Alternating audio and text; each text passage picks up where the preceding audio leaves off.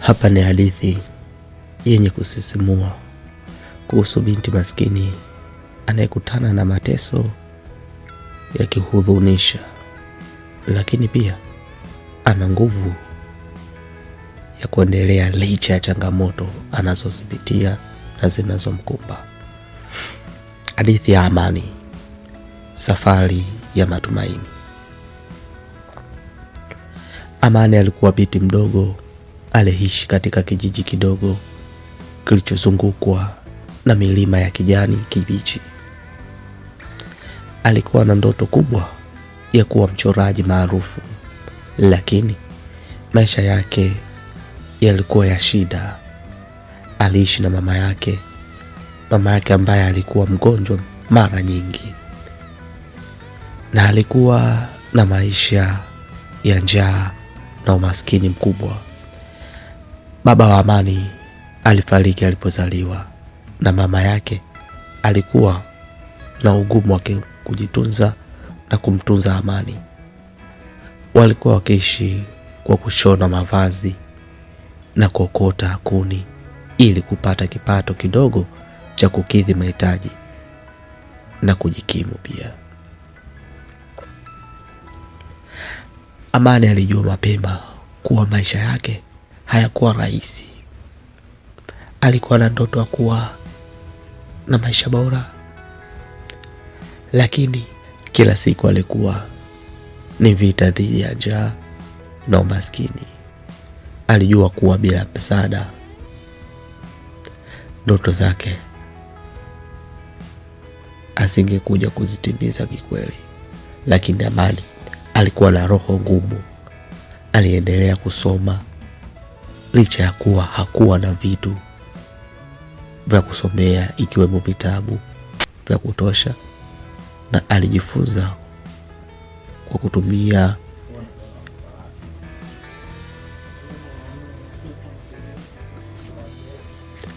vidogo kwa vifaa alivyokuwa navyo. Alikuwa akichora picha nzuri kwenye vipande vya makaratasi na magamba ya miti, na ndoto yake ilikuwa kuonekana na kuonesha michoro yake kwa ulimwengu unaomzunguka. Hata hivyo, alikumbwa na mateso ya kila aina. Aliishi nyumba ya udongo yenye paa la majani ya mifugo, na kila wakati mvua ilipokuwa inanyesha, nyumba hii ilijaa mvua. Mama yake alikuwa akilia kila mara kwa maumivu ya mwili na hali ya maisha yao, na Amani alijua kuwa alikuwa na jukumu la kumtunza mama yake, kwa sababu mama yake hakuwa na mtu kumtegemea zaidi yake yeye, pamoja na kumsaidia kutimiza ndoto yake. Siku moja alikutana na mzee mmoja aliyeishi mbali kidogo na kijiji chao. Mzee huyo alikuwa maarufu kwa hekima yake, na alipoenda sana aliona michoro ya Amani alipokuwa akichora kwenye karatasi na kivuli cha miti mkubwa, na aliguswa sana na kipajiko. Alimwambia Amani kuwa angeweza kufika mbali, lakini ili kufanikiwa angeweza kufuata njia ndefu na yenye changamoto nyingi. Alimshauri Amani kwenda jiji kuu ambapo alijua kutakuwa na nafasi za kisanaa. Amani alijua kuwa hii ilikuwa ni fursa yake ya kuishi maisha bora, lakini aliishi na mama yake, na alijua kuwa akimwacha mama yake ingemuumiza sana. Alikuwa na masikitiko makubwa kwa maamuzi aliyokuwa akifanya, lakini kwa moyo wake wote alijua kuwa alikuwa na jukumu la kumsaidia mama yake na pia kufikia ndoto yake. Alikuwa na shingo ngumu na alijua kuwa lazima afanye maamuzi magumu ili kuweza kufikia malengo. Baada ya kujadiliana kwa kina na mama yake, Amani alijua kuwa anaweza kujitahidi kutafuta msaada kutoka kwa watu waliokuwa na uwezo wa kumsaidia. Alianza safari yake ndefu kuelekea jiji kuu, akichukua mikono ya matumaini na fikra za ndoto yake. Alienda kwa miguu kwa maelfu ya kilomita. Alikumbana na njaa na maumivu ya miguu, lakini aliendelea bila kujali. Alijua kuwa kila hatua aliyochukua ilikuwa inampeleka karibu na ndoto yake. Alifika jiji kuu akiwa amechoka sana na njaa ilimtawala, lakini aliona mabadiliko makubwa katika maisha yake. Alikutana na mchoraji maarufu ambaye aliona michoro yake na aliguswa nayo na kipaji hiko cha Amani. Mchoraji huo alikuwa ni mpole. Alikubali kumfundisha na kumsaidia. Kutokana na ukarimu wake, ikampeleka kwenye mashindano ya sanaa ambayo yangeweza kubadilisha maisha yake. Amani aliposhinda mashindano hayo, alijua kuwa alikuwa amefika hatua kubwa katika safari yake. Alikuwa ameweza kuleta mabadiliko katika familia yake na alileta matumaini kwa kijiji chao. Mama yake alifurahi kuona mafanikio ya binti yake na alijivunia kumlea Amani ambaye aliweza kushinda vikwazo vingi katika maisha. Amani alijua kuwa safari yake haikuwa rahisi, lakini alijivunia kila alichokipata. Aliweza kuwa mchoraji maarufu na kuhamasisha watoto wengine katika kijiji chao kufuata ndoto zao licha ya changamoto zinazomkumba. Alijua kuwa nguvu ya matumaini ilikuwa ndiyo msingi ya mafanikio yake na hakuwa na kilichoweza kumzuia kufikia malengo yake. Hadithi hii inaonyesha nguvu ya moyo, matumaini na jitihada. Amani alijua kuwa licha ya mateso na hali ya umaskini, ndoto zake zingeweza kutimia kupitia uvumilivu na msaada kutoka kwa watu waliojitolea.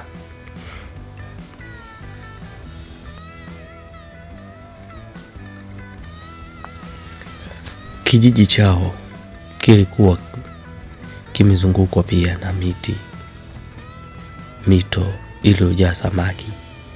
Kijiji choko kilikuwa na watu wa aina mbalimbali, lakini wingi wa watu walichokuwa na maisha magumu ulikuwa mkubwa zaidi. Kati ya watu hao alikuwepo binti huyo mdogo aitwaye Amani, ambaye alikuwa na familia maskini. Umri wake ulikuwa ni miaka 16, lakini alionekana kama mtu mzima kwa jinsi alivyokuwa akifanya kazi ngumu kila siku. Alikuwa analelewa na mama yake ambaye alijitahidi kali ya uwezo wake kuishi kwa ajili ya familia. Tunakumbuka kwamba baba yake alifariki akiwa mdogo, na tangu wakati huo mama yake alijikuta akibeba mzigo mzito wa kumlea mtoto huyo. Na bila kusahau kwamba Amani alikuwa na kaka yake aitwaye Haji, lakini alikuwa hana ndoto yoyote ile na zaidi ya uvivu tu, kutokana na mdogo wake kwenda kuwa mchoraji mzuri na maarufu. Lakini ndoto hizo zilikuwa mbali mno na hali ya maisha yao. Tunakumbuka nyumba yao walikuwa wanaishi ilikuwa ya duni, isiyo na madirisha, na sakafu ilikuwa na mashimo mengi. Mara nyingi alilalia njaa, lakini alijua kuwa maisha yake yalikuwa ni kujitahidi kutafuta riziki kila siku. Aliamka asubuhi mapema na kumsaidia mama yake kutafuta kuni au kuenda kwenye shamba dogo dogo walikuwa nalo ili kupata mazao. Kila alipoenda mtoni kutafuta maji, alikumbana na vikwazo vingi. Wakati mwingine alikutana wakiwa na watu wa kijiji kingine wakichukua maji kabla yao, na alilazimika kusubiria kwa masaa. Wakati mwingine aliona watoto wakicheka na kuonyesha dhihaka kwa sababu alikosa nguo nzuri. Lakini Amani alijua kuwa sio nguo wala fedha ambazo zinamsaidia kufikia malengo yake. Alijua kuwa nguvu ya moyo wake ingemfikisha mbali. Siku moja alikubaliana na mama yake kwamba angetafuta kazi kwenye mji mkubwa ulio mbali kidogo na kijiji chao. Aliomba ruhusa kutoka kwa mama yake mzazi, na alijua kuwa alikuwa na hatua muhimu ya kujaribu kubadili maisha yao. Alijua kuwa safari ingekuwa ngumu na ya hatari, lakini aliwekwa matumaini na ndoto ya mabadiliko. Kwa hivyo alichukua pochi ndogo ya kitenge na kuondoka akiwa na moyo mzito, lakini na matumaini makubwa. Alipofika mjini Amani alijua kuwa atakutana na changamoto nyingi. Alienda kutafuta kazi katika hoteli moja kubwa. Alikuwa na ndoto ya kuwa mchoraji maarufu, na alijua kuwa hilo ilikuwa ni nafasi nzuri ya kuanza, lakini alikumbana na changamoto nyingi. Alikuwa mgeni mjini na alikosa utaalamu wa kazi za ndani, na hivyo alilazimika kufanya kazi za usafi kwenye hoteli hiyo. Alifanya kazi kwa bidii, lakini aliishi kwa masikitiko, kwa sababu kila alipokuwa akichora picha ya uchoraji, michoro mandhari ya jiji, aliweza kuona jinsi ndoto yake zinavyokuwa mbali. Alikuwa na ndoto ya kuwa mchoraji maarufu, lakini alijua kuwa maisha yake yangekuwa yakitegemea maisha usafi. Muda ulizidi kwenda. Amani aliona kuwa kazi ya usafi ilikuwa ngumu kuliko alivyofikiria. Alikuwa akifanya kazi mchana na jioni, na kisha alilala kwenye chumba kidogo kilichokuwa na giza, kilichosikika sauti za mitaa. Lakini kila alipochora mchoro alijua kuwa alikuwa akikaribia kufikia ndoto zake. Aliendelea kufanya kazi kwa bidii, huku akikusanya fedha za kumsaidia mama yake na kaka yake. Siku moja Amani aliona tangazo la maonyesho ya sanaa yatakayofanyika mjini. Alijua kuwa hii ilikuwa ni fursa kama ya kwanza iliyomtokea, ila hii ilikuwa ni kubwa ya kujionyesha na kumtambulisha. Ili kusanya michoro yake yote bora, na akaenda kwenye maonyesho hayo akiwa na matumaini makubwa. Wakati wa maonyesho alikutana na mchoraji maarufu ambaye alikuwa akitafuta vipaji vya vijana wa kike. aliguswa na michoro na Amani na alimwahidi kumsaidia. Hii ilikuwa ni fursa aliyokuwa akisubiria kwa mara nyingine. Kwa msaada wa mchoraji huyo, Amani alifanikiwa kupata fursa ya kusomea sanaa na kupata kazi katika makumbusho maarufu ya sanaa. Aliweza kujitegemea na kumsaidia mama yake bila kumsahau kaka yake.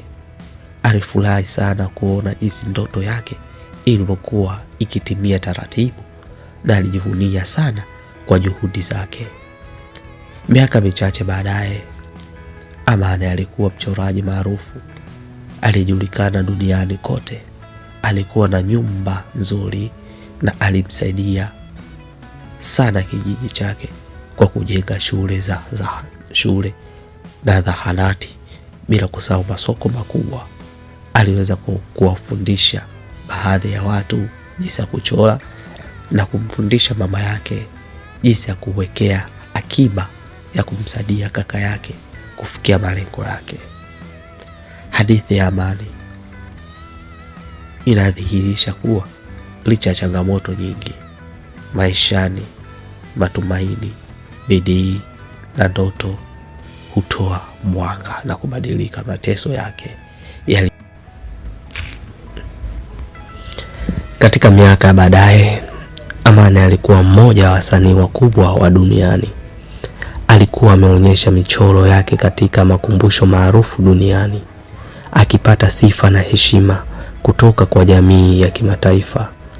Lakini alijua kuwa umaarufu wake haukuwa na maana kama angelikuwa ni kwa manufaa yake pekee.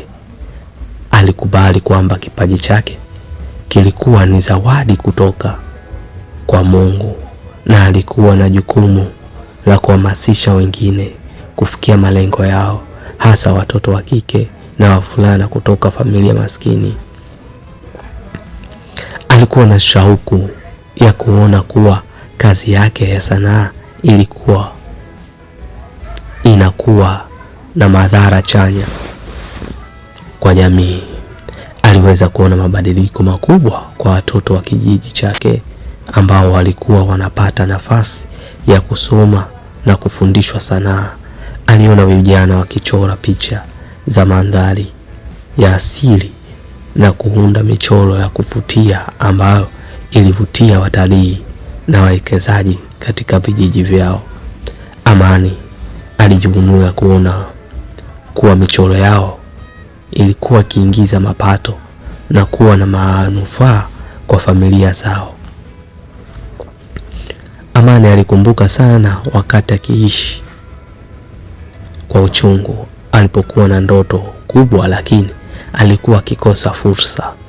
Alijua kuwa yeye alikuwa mfano wa mtu aliyepambana na kila aina ya changamoto ili kufikia malengo yake, na alijivunia kuona kuwa kijiji chake kilikuwa kimebadilika kutokana na juhudi zake. Wazee wa kijiji walikuwa wakienda kwa Amani kumshukuru kwa kuwa alifungua macho yao kuhusu umuhimu wa sanaa katika maisha ya kila mtu. Lakini alijua kuwa bado alikuwa kazi kubwa mbele yake. Aliendelea kuzunguka vijiji vingine vya jirani akihamasisha jamii kuhusu umuhimu wa elimu, haki za watoto na binafsi ya sanaa katika maendeleo ya kijiji. Aliendelea kutafuta fursa mpya kwa watoto wa kike, kuhakikisha kuwa wanapata elimu bora na kuwa na fursa sawa za kuwa na mustakabali mzuri. Amani alijua kuwa duniani inahitaji viongozi wa kimataifa, lakini aliamini kuwa viongozi bora wanatokana katika familia na jamii. Aliweza kuona kizazi kipya cha vijana wakifanya vyema katika fani za sanaa, wakibadilisha maisha yao na familia zao. Amani alikufa akiwa na furaha na amani, kwa sababu alijua kuwa alitimiza lengo lake kubwa la kubadilisha dunia angalau kwa njia moja.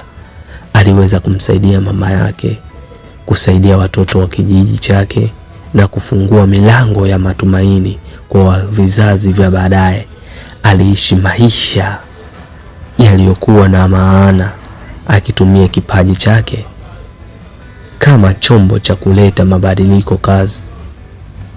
Kazi yake ilikuwa ni urithi wa kudumu kwa jamii yake, na alikufa akiwa amefanikiwa kutimiza ndoto zake za kijiji kidogo cha milimani kilichozungukwa na mizozo ya maisha magumu. Hadithi ya amani ilikuja katika maeneo mbalimbali.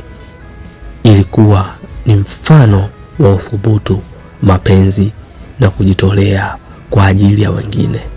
Watoto walijivunia kumjua Amani kama shujaa wa sanaa, na alikuwa mfano wa kuigwa na watu wengi walikuwa wakipambana na changamoto katika maisha yao. Alijua kuwa alifanikisha jambo kubwa si kwa sababu ya umaarufu au mashuhuri wake, bali kwa sababu aliweza kubadilisha maisha ya wengine. Kwa Amani, kila mchoro aliyouchora ilikuwa ni ushuhuda wa mapambano yake, matumaini na ndoto zilizozimika kwa wengine. Aliamini kuwa sanaa ilikuwa ni lugha ya ulimwengu, na aliweza kutumia kama daraja kati ya jamii na fursa za maisha bora. Na alijua kuwa hata baada ya kufariki, michoro yake na hadithi ya maisha yake ingekaa katika mioyo ya watu kwa vizazi vingi vijavyo. Amani alifariki akiwa na umri wa miaka 68, lakini urithi wake haukufa pamoja naye. Kazi yake ya sanaa na juhudi zake za kubadilisha maisha ya watoto wa vijijini, haswa kijijini kwake, kilikuwa zimejengwa kwa misingi imara. Wakati alifariki, hadithi yake iliendelea kuishi katika mioyo ya vijana wa kijiji chake na hata katika maeneo ya mbalimbali, hata majirani wa vijiji, ambapo alikuwa ametoa semina na kuhamasisha mwingine. Baada ya kifo chake, kijiji cha Amani kilijivunia kumtunza kwa njia maalum. Walijenga jumba la sanaa kwa heshima yake, ikawa na picha na michoro mingi zilizoachwa nyuma baada na pamoja na picha za maisha yake. Jumba hilo lilikuwa ni sehemu ya kumbukumbu, lakini pia kituo cha elimu na mafanikio kwa watoto na vijana wa kijiji. Kila mwaka kilifanyika sherehe za kumbukumbu ya Amani, ambapo vijana kutoka vijiji mbalimbali walikusanyika ili kuonyesha michoro yao, kushiriki katika semina za sanaa. Vijana ambao walikuwa wamefundishwa na Amani na ambao walikuwa wameshinda changamoto za maisha, walikuwa viongozi wa baadaye. Walikuwa wakichora picha za mandhari ya kijiji chao, na baadhi yao walikuwa wametambuliwa kimataifa kwa michoro yao. Watoto wa kike walikuwa wakijivunia sana na sanaa, na walioona kama sanaa ilikuwa njia ya kufikia mafanikio, hata kama walikuwa wameanzia maisha maskini. Wengi wao walikuwa wakienda shule na sanaa na kutafuta fursa za elimu, kwa sababu walijua kuwa ndoto za Amani zilikuwa za kweli, zilikuwa ndoto zinazoweza kutimia ikiwa ni mtu atajitahidi. Amani alikuja kuwa ishara ya matumaini kwa jamii nzima. Aliweza kumfundisha kila mmoja kwamba haijalishi uko wapi au umekulia vipi, kama kuna dhamira na bidii, kila mtu anaweza kufikia kile alichokusudia. Aliamini kuwa kwa kujitolea na kutafuta elimu, kila mtu ana uwezo wa kufanikiwa. Aliamini kuwa sanaa ilikuwa ni njia ya kubadilisha dunia, na alifanya hivyo kuwa kazi yake. Katika maisha yake, Amani aliona picha maisha ya kijiji chake. Alibadilika. Aliweza kuona kijiji hicho kinavyokuwa na mafanikio makubwa kutokana na michoro na sanaa, na kujivunia kuona watoto wa kike na wavulana wakitumia vipaji vyao kutengeneza mustakabali bora. Aliweza kujivunia kuona maisha ya vijana yalibadilika kwa sababu ya juhudi zake na kutengeneza fursa za elimu. Aliweza kuona watoto wa kijiji hicho wakisoma katika vyuo vya sanaa na kuwa na kazi nzuri za sanaa ambazo ziliwanufaisha na jamii kwa ujumla. Kama shujaa wa kijiji chake, Amani aliendelea kuwa na nafasi ya kipekee katika historia ya kijiji hicho. Michoro yake ilikuwa ni sehemu ya urithi wake, lakini pia ilikuwa ni ishara ya mabadiliko iliyoleta kwa jamii. Alijua kuwa kila picha aliyochora ilikuwa na maana zaidi kuliko picha nzuri. Ilikuwa ni picha ya matumaini, ya mapambano na kwa kutimiza ndoto. Hadithi ya Amani ilisambaa katika miji mingi. Vijana walikuwa wakiguswa na juhudi zake, na waliona kuwa alijitahidi kufikia kile alichokiamini. Kwa kutumia kipaji chake, aliweza kubadilisha maisha ya wengi, akiwapa matumaini na imani kuwa, kama alivyosema mara nyingi sana, ni zaidi ya penseli na karatasi. Ni njia ya kufikisha ujumbe na kutimiza ndoto. Baada ya miaka mingi, wakati ambapo Amani alikuwa ameondoka duniani, bado aliendelea kuishi katika kazi za vijana wa kijiji chake, katika michoro yao na katika maeneo ya wale waliofundishwa. Watoto wa kijiji cha Amani walijua kuwa wao pia walikuwa na nafasi ya kuwa mabadiliko yanayotoka kuona dunia. Maalum ya Amani ilikuwa ni uthibitisho kwamba hata katika hali ngumu mtu unaweza kufikia kile ulichokiamini. Hadithi yake ilijivunia mabadiliko ya kujitolea, uvumilivu na umuhimu wa msaada wa jamii. Alijua kuwa dunia ilikuwa na changamoto nyingi, lakini alijivunia jua kuwa aliweza kutoa mchango wake na kubadilisha maisha ya wengine kwa kutumia sanaa na kuhamasisha wengine kufuata ndoto zao. Amani alifariki, lakini alijua kuwa alikamilisha dhamira yake kwa watu wengine. Alikuwa shujaa, kielelezo cha nguvu ya kujitolea na ishara kwamba ndoto zinapotimia, dunia inaweza kuwa bora. Ndo mwisho wa historia.